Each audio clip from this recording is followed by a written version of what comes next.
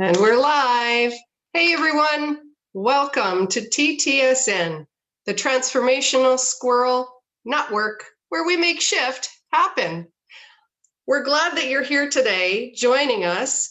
We have Cassidy as our guest tonight, and I want to let you know that Cindy won't be on tonight. It'll just be Cassidy and I, and we're going to fly through this talking about the gut microbiome. Cassidy is a certified holistic nutritional consultant and is currently doing her thesis for her practical herbalism. So welcome to the show, Cass. Thanks for having me. I'm excited to be here. We're excited that you're here. I know we've been talking a lot here at home about the gut microbiome, but help me to let our audience know what that actually means. What is the gut microbiome?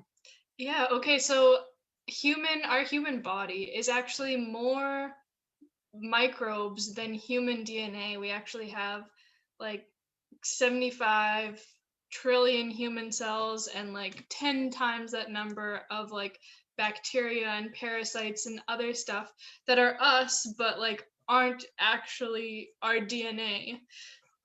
So specifically, most of them, or a majority of them, reside in our gut or in our large intestine, and they actually act like their own organ and do some really beneficial things for us there. Wow. And so it's kind of like having a little classroom in your tummy.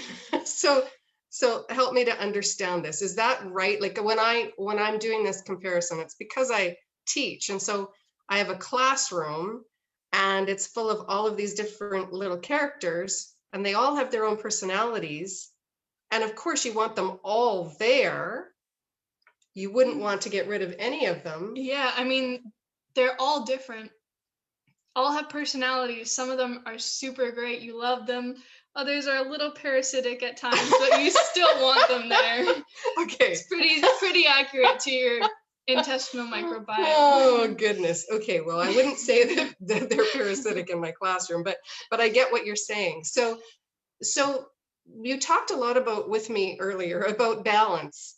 So the balance of those not parasites, but bacteria and such in your gut, that balance really plays an important role, doesn't it? Yeah, so we don't want all beneficial bacteria. Most of the bacteria in our guts are actually just neutral. Some are beneficial, some are parasitic. You still want all of them.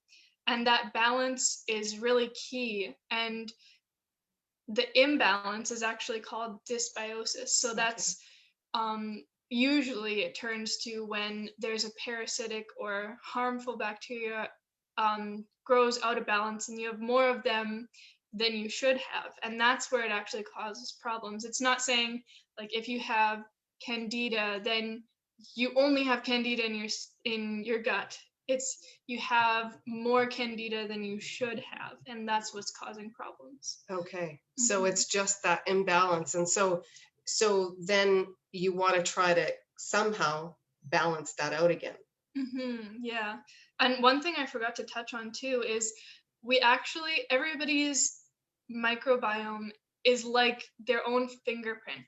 Some people will have like crazy microbes from like the Middle East when they've never been there before. Oh. And other people will have like, I don't know, something crazy from Japan and they've never been there before. And actually the Japanese population have microbes in their gut that Western population doesn't, that helps them digest seaweed better. Wow. So it's really, really fascinating. So how is it that I might have something in my microbiome that is from the Middle East? You got me there. It's just something, maybe a fruit that you ate that had it on it, or you touched something and put it in your mouth, and then that actually flourished with you and became part of your identity.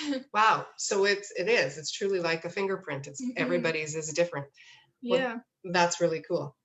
And so going back to dysbiosis, was that the word? Yeah, so, dysbiosis. the lack of balance in these bacteria in your gut. Now, we talked a little bit about me starting to eat chocolate around Christmas time, right? And I'm not a big sugar eater, but boy, oh boy, I was craving chocolate. Like I was craving sugar. It didn't matter what kind of sugar it was. I wanted sugar all the time. So why was that? Why does that happen? Since like most of the cells in our bodies don't even have human DNA, actually a large part of your behavior, your nutrition, your health is actually due to your bacteria, what your bacteria want. Because depending on the types of bacteria that you have in your gut, yeah, they're sometimes what cause the cravings. They're the ones who are eating. You're feeding your bacteria. You're not feeding you.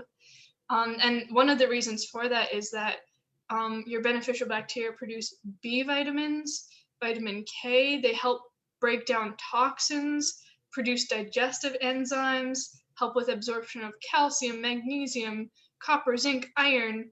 They break down plant fibers and fatty acids, stimulate the immune system.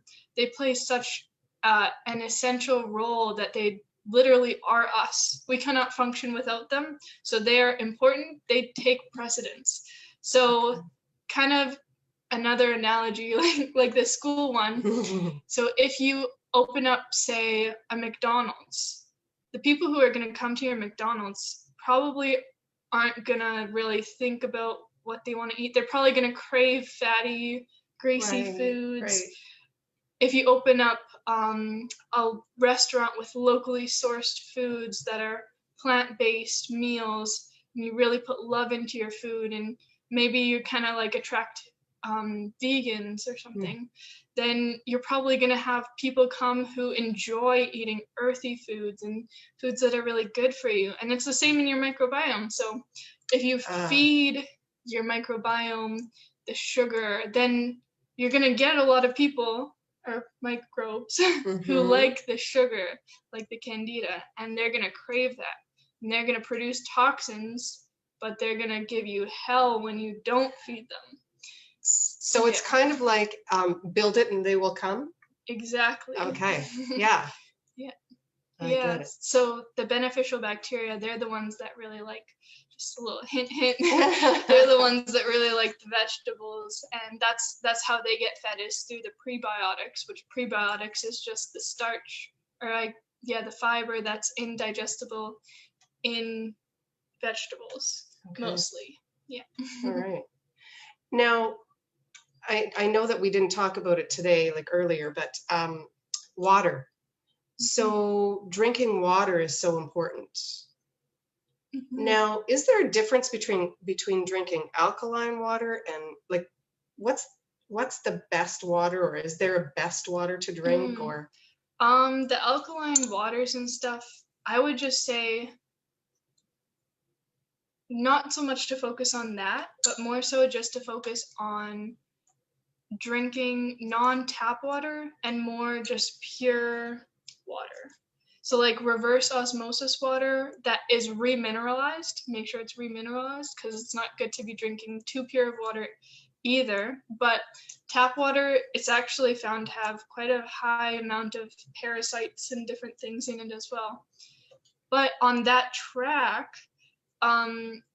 drinking water is super important for your microbiome in another way, that when you're constipated, all of those microbes don't get flushed out as easy, so they build up toxins in your bowels, and those can be reabsorbed and cause really big issues too. Oh yeah, absolutely. So yeah, and I know you want to eliminate several times a day. It's not just you want once to a be day, right? Eliminating 2 to 3 times a day. So every meal that you take in, you should be eliminating one out. Right. Can I go back for a second to the candida discussion? So when you are doing a diet to get rid of the candida in your body, then do you continue that diet afterwards, or is that just to balance your system and then you move on to something, to a different way of eating? It depends. It completely depends on the diet, because of course when you're doing a candida diet, you don't want to do it half-ass, because you can end up creating more resistant strains of candida or whatever microbes that are there that are causing issues. So it's really important to stick to it if you're going to stick to it. But that being said, the Wild Rose, they are a herbal company who does candida protocols and stuff, and they have a diet to follow along with their program. Lots of people like to follow that year round because it's just such a good way of eating, and they have a list of foods that are good for like 80% of the time, and 20% of the time you can have this. But yeah, a lot of people just like the way they feel eating that way, so they just eat how the diet recommends all the time. Okay. Interesting. And so other diets, would you say that there's, or I know that you're big on eating local and eating fresh. Eating fresh, seasonal, whole foods. Seasonal. The close as you can get to the source, the better. Absolutely. And we're blessed because, I mean, we've got my mom, your granny, who grows a garden big enough to feed a town. So we're really blessed because we do get a lot of fresh food and seasonal. And so when you say seasonal, because Granny does a lot of canning and things like so is that considered seasonal then if it's canned? It depends really, because in a lot of cultures there were actually able to extend the growing season through the use of cold frames and such, extend the growing season in both ways, and then preserving the harvest has been such a big part of seasonal eating for so long. So depending on the preserving of the harvest, I mean, if you're canning peaches and adding 5 tons of sugar, then then no. Maybe not. Okay. But I mean, if you're making sauerkraut, right, that's definitely seasonal all throughout the year. Okay. Yeah. Okay. Great.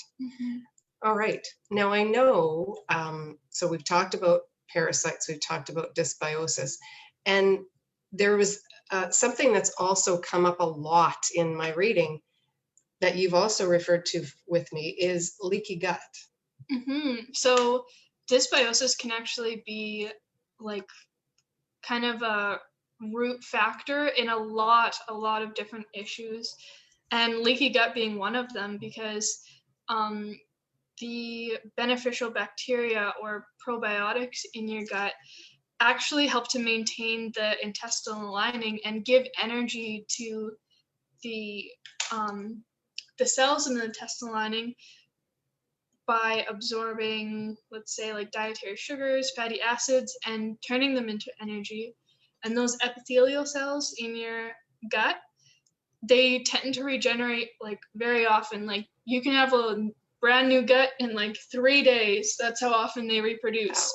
So they need a lot of energy to keep doing that. And the beneficial bacteria are very, very important for that. Yeah. Okay. And so the leaky gut, then what exactly is that? Like, how does it work? So the leaky gut, basically what it means is just your cells aren't turning over fast enough, or there are tight junctions, and you want them to be like this, right? You don't want food going past your intestines and into your bloodstream. You want it to be tight. But with leaky gut, it just kind of breaks open more and more, and that hole can cause toxins and other things that are in your digestive system, those microbes, and even though they might be beneficial there, they're not so good for your bloodstream. So that's where some gluten intolerances or just any food sensitivities or intolerances, and a host of other things, that just because your body isn't repairing itself, that can develop. So if you can repair leaky gut though. Yes, you can repair leaky gut. Sorry, I don't know if I touched on the way that dysbiosis can affect leaky gut is not only the beneficial bacteria feed energy to the cells, but also when you have more harmful bacteria that can also produce toxins that wear away and create the holes too. Okay. Yes. But sorry, what did you say? So the leaky gut, you can repair it? Yeah, you can. That would be things like making sure you're not so stressed. Then making sure that your microbiome is in balance, not consuming so much fast food, junk food, processed, refined carbohydrates. It's a huge factor is refined carbohydrates. Then exposure to toxic chemicals, so eating organic, the use of like ibuprofens and stuff can also antibiotics. Antibiotics would be harmful for the gut microbiome, but okay. Oh. Yeah. Okay. And so some things that kind of can contribute to dysbiosis, quite a few of them actually, one being immune dysfunction, an upset in the intestinal pH, indigestion. So like when you have indigestion and you use acid blocking medication, like proton pump inhibitors, you're basically... What's a proton pump inhibitor? So some people get it when they have upset stomachs and doctors kind of hand them out like candy, but they basically stop your stomach from secreting hydrochloric acid or stomach acid. And then that in turn, that's one of our biggest defense mechanisms against parasites is when you eat something and it has parasites in it, the acid in your stomach will kill it off before it gets to your intestine. Or the yeast in something will get killed off before it gets to your intestines. Oh. But when you're on the proton pump inhibitors, then your stomach acid goes way down, which makes it harder to digest food, and because there's a whole host of other issues, as you might expect. But another thing is antibiotics. Of course, antibiotics aren't choosy. They don't choose to just eliminate the bad bacteria. They eliminate everything. Mm-hmm. So you're kind of starting from scratch. And another big thing that people probably don't think of is birth control pill. Because there's so many, I don't know the exact reason, but a lot of people who take the birth control pill have troubles with yeast infections, and yeast infections are they're a symptom that something's going wrong deeper inside. Okay. Mm-hmm. Yeah, and also you don't even have to be taking birth control pills to have or to be exposed to that, because with all pharmaceuticals, it's not just you taking that pharmaceutical. There have been times where pharmaceuticals have been detected in tap water, because you're all peeing out pharmaceuticals. So many people in the world are peeing out pharmaceuticals at once, and those don't just disappear. Right. And I guess too, when people are getting rid of their pharmaceuticals, a lot of people, if they haven't finished their pills, will flush them down the toilet, which then goes into our water, right? Mm-hmm. Yeah. So, Yeah, some other things, back on track, I guess. Yes. Sorry. Squirrel. Some other things that contribute to dysbiosis could be toxic metals, being constipated just because you're reabsorbing those toxins that your maybe harmful bacteria have produced. Mm-hmm. Consumption of refined carbohydrates is huge because that's feeding those candida. So when you say, tell me more, so refined carbohydrates being? So breads, pastas, a piece of bread raises your blood glucose more than a piece of a piece of bread raises your blood glucose more than a teaspoon of sugar or something crazy like that. People don't realize that, but yeah, that's huge. Just because it's refined Same with any types of flours. Same thing. Again, because they're not close to that whole source of the food. Right. Mm-hmm. Wow. Okay. So Yeah. cut those out. Yeah. Another big thing is stress. Because, stress seems to kill those beneficial bacteria too. Yeah. Makes other ones thrive. Right. Yeah. And so if you can eliminate some of the stress in your life, then that really helps to balance, bring dysbiosis? Dysbiosis. To your... Sorry. No, take dysbiosis away from your gut? Yeah. Okay. Bring back balance to your gut microbiome. Yes. Thank you. I'm trying to get the words straight. All right. Yeah. Another thing I think we were talking about earlier was irritable bowel syndrome too. Yeah. There's so many different things that just a imbalance of microbes can cause, and people don't realize, but irritable bowel syndrome dysbiosis can be the root cause of things like colitis, irritable bowel syndrome, some pretty heavy stuff. So it's really important to look at. Colitis even. Yeah. Wow. Okay. That's a big one, right? Yeah. Definitely. Now, I'm just looking and thinking about, you talked about constipation, and what about the opposite end of the spectrum? So what about diarrhea? Is that related to the dysbiosis in a gut microbiome? Yeah, that's actually a pretty frequent thing, is that people who have candidiasis or candida, they often don't just have constipation, but they'll have constipation and diarrhea. I'm sorry, I'm not just completely certain, but it kind of can be from the fact of a whole host of reasons. But the constipation, you're constipated, you absorb the toxins, kind of absorbing the toxins causes leaky gut, and then leaky gut causes you to expel everything as fast as possible because you need to get rid of it. Right. Those food sensitivities, because your immune system has attacked something, because you've had leaky gut, that protein has entered your bloodstream. Your immune system's like, whoa, this protein's not supposed to be in the bloodstream. Right. And then you develop a sensitivity to that, you eat it again, and there you go, some diarrhea. Right.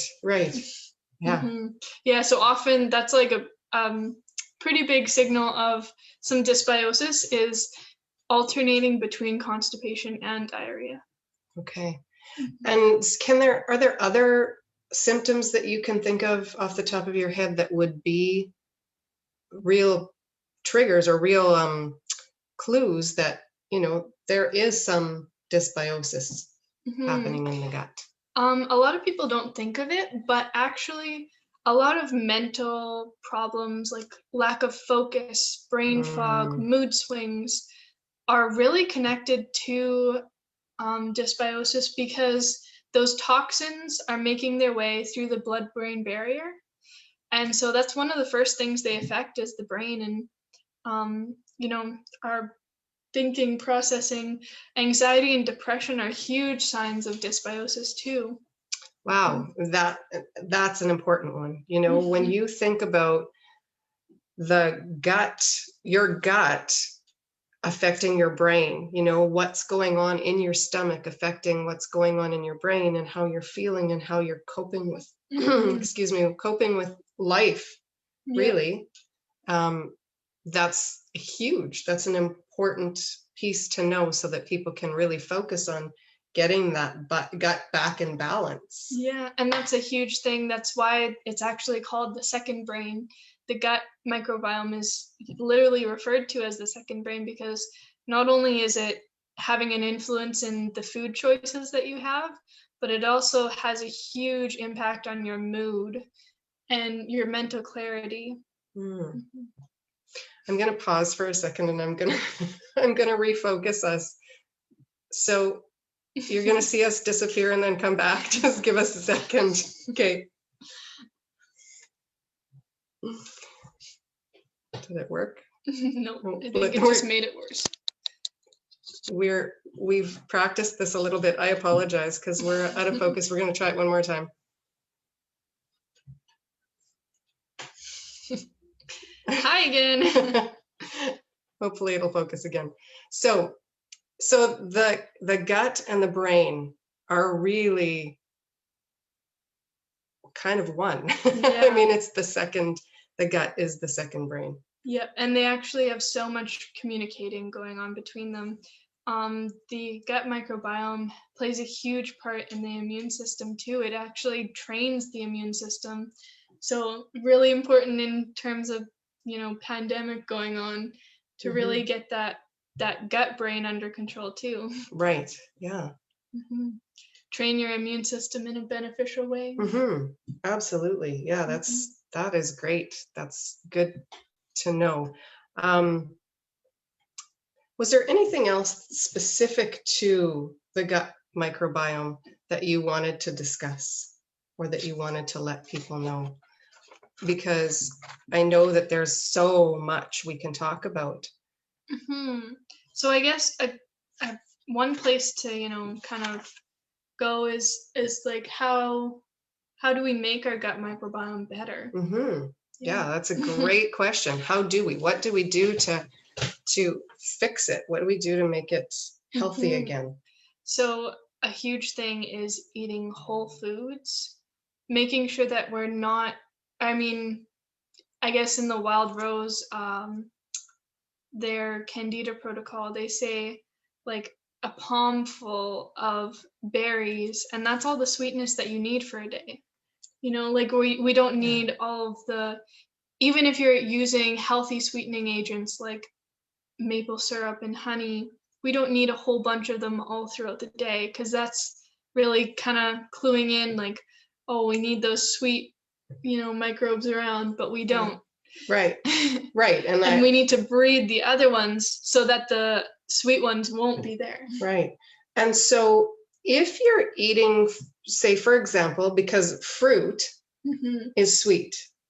So if you're eating a fruit that's sweet, is that different from eating the handful of chocolate chips or whatever it is? Like, is that different? Will that cause a different bacteria to grow in your gut microbiome that will attract or make you crave refined sugar? It really depends, because the trillions of different types of bacteria in you, right? Like there's so many different types, but often it's said with any Candida protocol, any sweetness, anything that tastes sweet, you don't want. That being said, the local fruits, exotic fruits are often high glycemic and have traveled so long, so you might want to stay away from them a little bit more, but local fruits are good in moderation, just like a lot of other stuff. You don't want your diet to just be cucumbers, because that's going to cause problems too. But having that little bit of sweetness in your life, but Okay, well, that's interesting. That's good to know. Yeah. And then I guess talking about probiotics, so another way to kind of rebalance once you've kind of taken a step back, taken out the refined carbohydrates, because that's such a big thing. So taking out the refined carbohydrates, kind of put in some essential fatty acids into your diet, specifically omega-3 fatty acids, and making sure that you're following that whole food diet as close to the source as possible. And once you've kind of been doing that for a while, maybe 2 or 3 weeks, then going on to some probiotics. So kind of what I recommend is don't go for the most expensive one, or if you want, you can. It's up to you, but really differing it up. If something's on sale, choose that one. Next week or next month or whatever, whenever you need another one, choose that one that's the next cheapest. Okay. Because it's not about how much you're taking. It's about, getting the new thing into there and then feeding it. Feeding it's the most important part. So making sure that you're eating those vegetables to feed them, those prebiotics, Okay. to feed those beneficial bacteria. Because, what's the point in constantly stuffing yourself full of different things if they're just going to die off right away? Right. So the prebiotics are the vegetables, the healthy foods, and the probiotics are to feed the good bacteria that is growing there. Sorry, the prebiotics are to feed the bacteria. The probiotics are the bacteria. The probiotics So are it's kind of like introducing a new immigrant into your gut microbiome. Okay. So you want to kind of differ it up, make sure that there's lots of different guys so that you have a nice balance. Okay. Yeah. Okay. Well, that's great. Great information. I didn't realize what the difference was in between the pre and the probiotics. And so then how long, or how do you know to keep taking the probiotics, or how do you know when to stop taking them? So, there are ways to get probiotics from your natural food. Probiotics are definitely something that you can take a little bit longer term if you're not feeding them right. Like you can keep taking them, but they're expensive and you probably won't need them if you're doing the other things right. So will you you'll know by the way you feel? By the way you feel, and also there are other ways to get beneficial bacteria into your body. There's lacto-fermented foods such as kimchi, sauerkraut, kombucha, that they're natural ways of getting beneficial bacteria into your body. So those are always a good idea to, you can always eat sauerkraut raw, obviously raw sauerkraut, unprocessed sauerkraut. And it's a food source, so it's not like you're gonna overdose on sauerkraut. Right. Well, you definitely could. Your partner might not like that. Yeah, that's true. Okay. Oh, interesting. Yeah. So yeah, that balance. There's so many different varieties of lacto-fermented foods too that it'd be a good idea to research some if you're interested. There's books out there of different lacto-fermented recipes and stuff, and yeah, it's interesting. I know you were making sauerkraut when you were in Nanaimo. And so simple to make. Yeah, just shredding the cabbage, mixing it with salt, massaging it, then putting it in a jar. Granny makes like a huge crock like that big, but I was one person, so I was like, I think a jar will do, and I've tried it. It works with a big crock, works with a small little, just a mason jar, so whichever works best for you. Fantastic. Yeah. And then you don't really need those probiotics all the time, especially if they're expensive. If it's just not in your budget, there's other ways of going about it.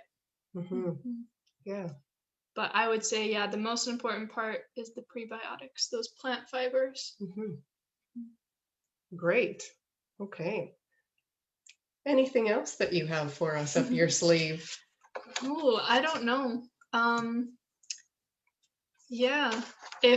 Sorry, I'm just going to read off some things. So like, you might think that you have some candida going on if you are experiencing obvious things like athlete's foot, jock itch, irritable bowel syndrome, colitis, food sensitivities, fatigue is a huge one. Yeah.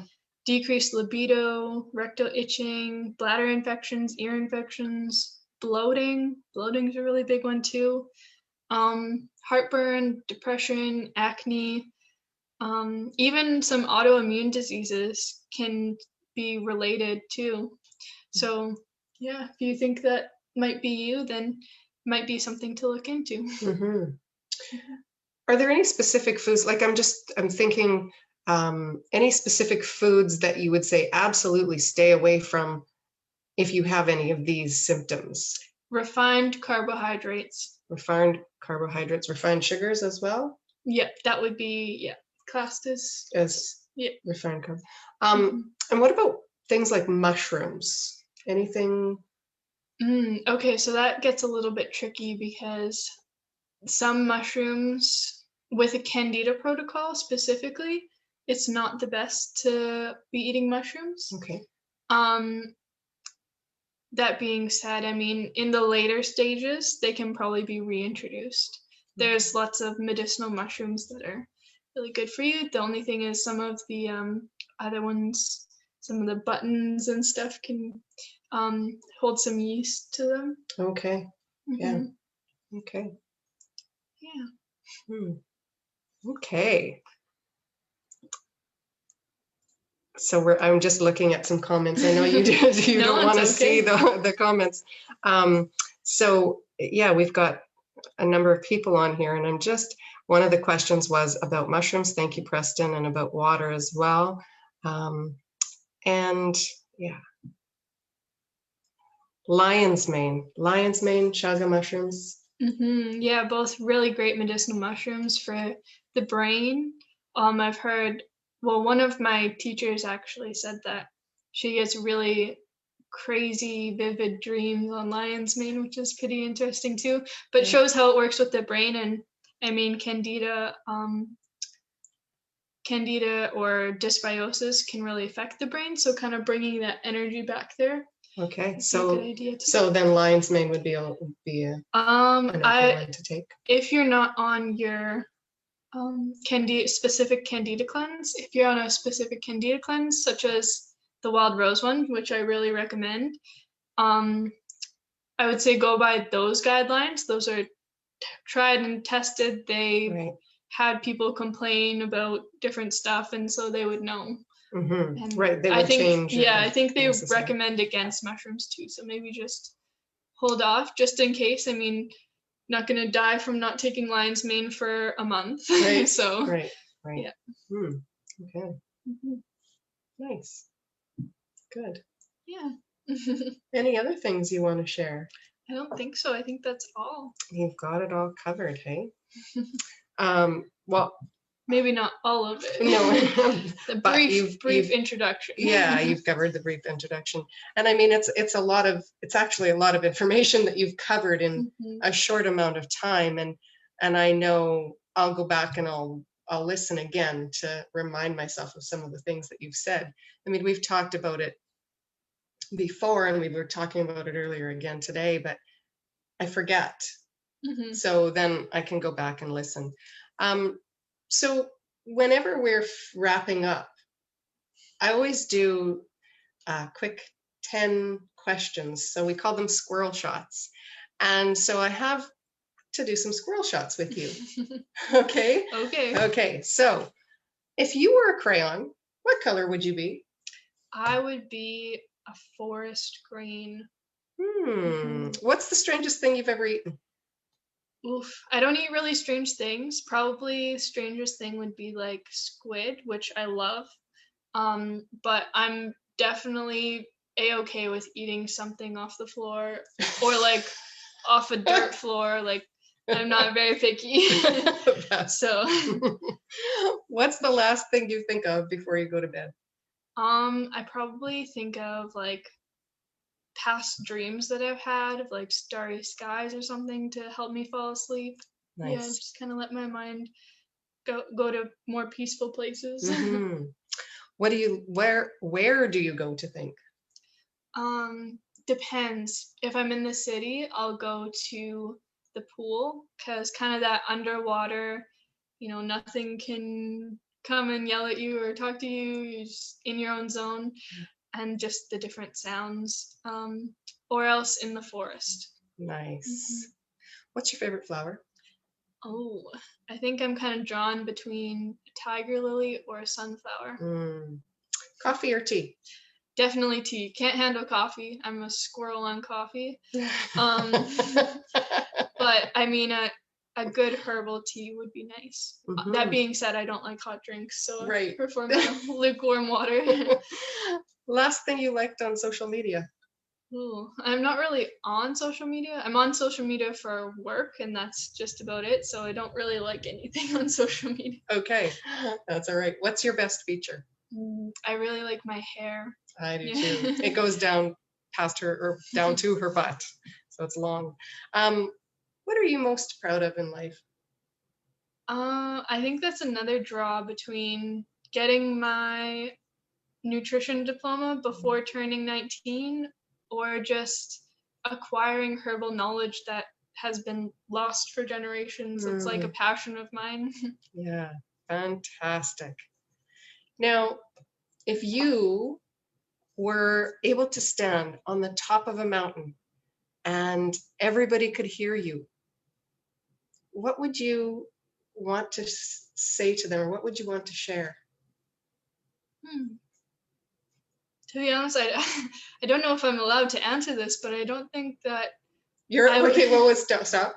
You are allowed to answer anything that you want. I honestly, if I was on top of a mountain and everybody can hear me, I don't think I'd say anything because I don't have anything to say to them. I'd just be enjoying the moment.